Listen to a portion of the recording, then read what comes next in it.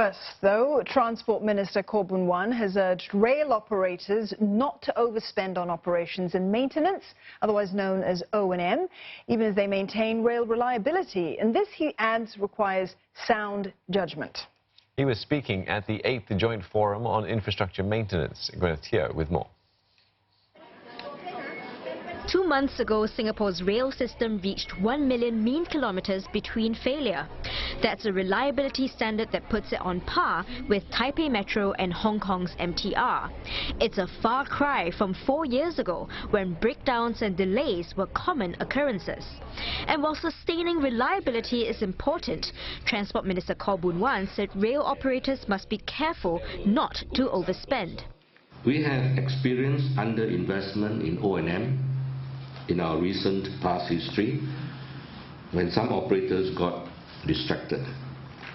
We have corrected this, but going forward, we may get distracted again if we are not careful, or we may even go overboard and gold plate O&M at the expense of commuters who at the end of the day have to fund the operation.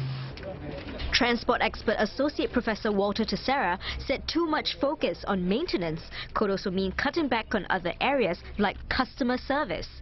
Another expert said more taxpayers' money spent on transport means less for other public services such as healthcare.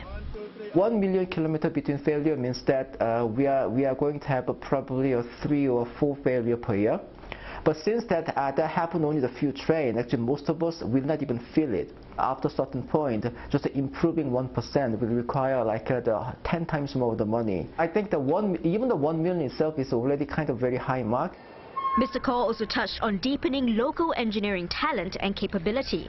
He cited the example of signalling simulation centers set up by equipment manufacturer Thales for the north, south and east-west lines, which have been used to train local staff. He announced that Siemens and Alstom are also building centers for 2 other lines, the Downtown and Thomson East Coast lines. That's where any upgrades or changes to the signalling software can be tested in a digital simulation instead of in a real rail line. Now that means that any errors found during testing will not lead to a real train disruption. Such local facilities will also help Singapore serve the rail industry in the region. For instance, ST Engineering supplies electronics to Taipei Metro.